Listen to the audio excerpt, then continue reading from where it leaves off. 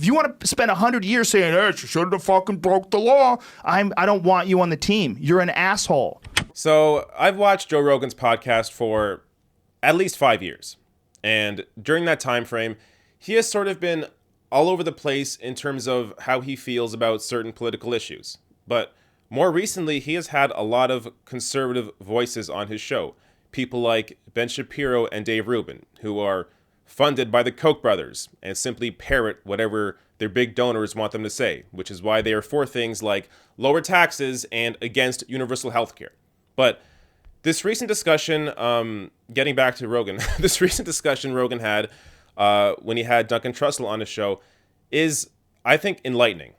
And Rogan makes some fantastic points around immigration and about the protests against Trump administration officials who are supporting child separation policy. So let me first show you this first clip here where he talks about the Maxine Waters way of doing things. Maybe this Maxine Waters idea of like getting people to protest people in restaurants and build a crowd and let them know that they're not welcome. Okay, maybe that's the only way, right? Let's just play devil's advocate. If you're looking at all these people that are imposing these immoral policies, separating children from their parents, which seems to be the most egregious, that's the one that bothers us the most. Everyone. Yeah. That's the one that's most horrific. So how way else do you more stop than that? bombing them. Yeah, it's crazy. Well, we don't. That's far away. That's not here. But how do you stop that? If you just let it happen, these smiling demons just pass these laws and laugh in your face, and there's no pushback.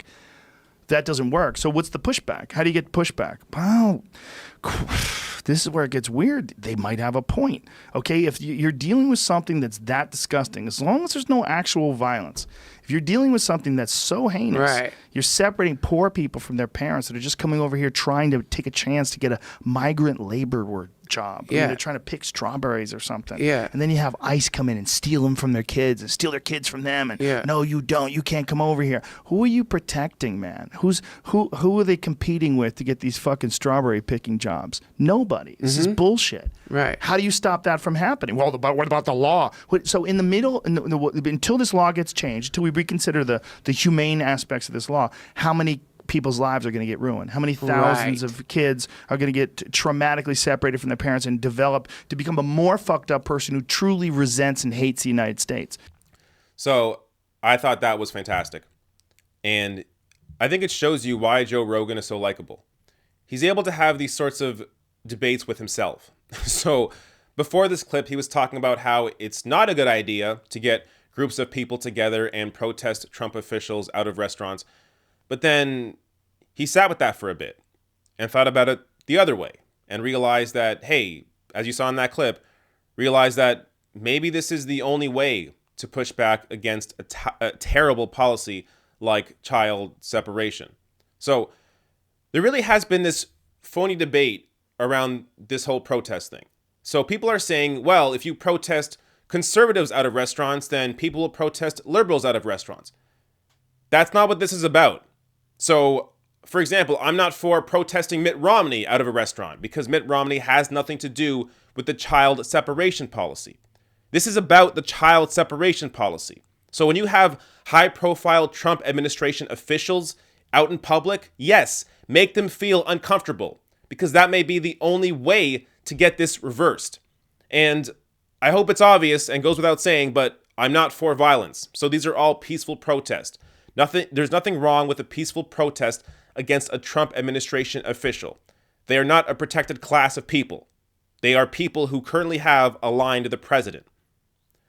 Now, let's go to this next clip that I think maybe is even more enlightening. Instead of reinforcing ridiculous ideas because you know that that's what your team supports. Like I see a lot of people online talking about this immigrant issue, and they either don't have kids or they don't think it could happen to their kids. Their idea is, hey, shouldn't have fucking come over here. You get those kind of people. Broke the law. Shouldn't have fucking come over here if your kid, you didn't want to get your kid separated. If you were in the presence of a woman who came over here from Guatemala and she's poor and she's starving and they're taking her baby away and she's wailing and screaming from a primal place in her DNA that the one thing she loves more than anything is being taken away. A baby. Yeah. If that doesn't freak you the fuck out, you're not a part of the team, man. You're Right. missing it. You're missing it. What are we here for? We're here for 100 years of whatever. That's what we're here for. If you want to spend 100 years saying, hey, she shouldn't have fucking broke the law, I don't want you on the team. You're an asshole. Right? And I don't give a fuck if you're right or left. I don't care if you're religious, or I don't care if you're an atheist. If that's what you support, you're an asshole. And we don't want you on our team. Okay? So, but if you agree with certain economic policies that I don't agree with, and we could have a discussion about it, we could figure out why you agree, and we could figure out why people are allowing all of this money to get into politics. Why are we allowing all these special interest groups and lobbyists to interfere with our laws and influence our politicians and create all this shit that we don't want? Well, here's the number one reason. You can't just vote online. You can't just vote. It's not one person, one vote. Right. It's the Electoral College, and there's a lot of checks and balances that are in place. That's all wonderful and groovy, but it's not giving the trust to the people. Right. The trust to the people that they're informed, that they can make their own decisions, that more people should be able to make these decisions. But they're happening now. That 28-year-old girl who won in New York, dude. 28-year-old That's it. Democratic socialist. Whether I agree with her or not, and I don't know if I do or don't. I bet I agree with her on a lot of things. I think education should be free. I think we should figure out a way. If we could pay for bombs, we could pay for schools. I think this idea that everybody should have health care, it's a great idea. Who the fuck wants people to not be healthy? Who wants people to be hurt and not be able to fix it? Are you really saying that struggling people should have to pay exorbitant amounts of money to get fixed when we could maybe chip in and help members of our team? That's stupid. Fill it up. Figure it out yourself. I had to. You got lucky, bitch. You got lucky you don't have leukemia. You didn't break both your legs when you were 18. Your parents are dead. Right. You got lucky, piece of shit. These are people on our team. Right. Because I'm not talking about people who are lazy, good for nothing, losers, mooching off the system. You're going to have that too. Well, we got to figure out how to educate people so that happens less and less. I think this is one of the best Joe Rogan rants of all time. He's on point on pretty much every issue, and except for, I would say, online voting. I don't think online or lack of online voting is the reason that the American political system is so screwed up. But I think his larger point there was that most people don't vote. And because most people don't vote, there isn't a government that actually represents the people. But also part of that is what he also mentioned, money in politics. So because of money in politics, you have this phony debate. You have these two sides that are both propped up by big money. And that's why the win by Ocasio-Cortez was so incredible, because she bypassed all that. She didn't take corporate money. She ran on small donations and volunteers. And that's how she won her race. So that win was so incredible because it shows you that you can, in fact, beat back money and beat a giant like Joe Crowley, who was next in line behind Nancy Pelosi. But yeah, so I mean, every point here, whether it's on healthcare. So look, this is why people like me that enjoy Rogan get so annoyed when he has people like Shapiro or Rubin or Steven Crowder on his show. These are people that are propped up by big money. So just like there is big money propping up certain politicians, there was also big money propping up certain media figures. People like Shapiro, people like Dave Rubin. I mean, Dave Rubin's the perfect example. He left the Young Turks because he wasn't getting paid six figures. That is the very reason he left. That's the only reason he left. He left for more money, and he found a way to get it by selling out to the Koch brothers and becoming a fake libertarian. That's what he did. So I hope people can recognize that. That's why even debating their points, even though I've done that in a number of videos, but debating them on the issues is still so phony because you have to understand where these people come from.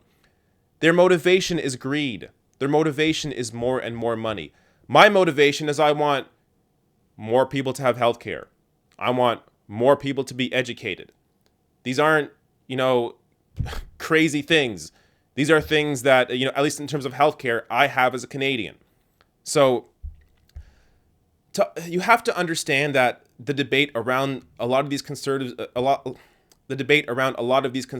issues is simply only exists because of the money behind them. Now, Rogan, unfortunately, because he has had a lot of these idiots on his show, has been lumped in with the intellectual dark web. And I don't think that's really fair. Most of the intellectual dark web, so some of them I don't even really know, but people like Shapiro and Rubin and possibly Peterson, these are people that have a lot of money behind them. And that's why they say what they say. That's why they do what they do. That's why they argue the points they argue, because there is incentive behind it. My only incentive as a poor YouTuber is I want people to be more educated on these issues. I want people to have more empathy. And here, I think one of the big takeaways is that Joe Rogan shows that he has empathy. He has empathy for people that are not in his situation. He understands if you're poor and you broke your leg, you should be able to be covered. He is not one of them. He's an actual independent thinker. And that's more than you can say for the rest of the intellectual dark web.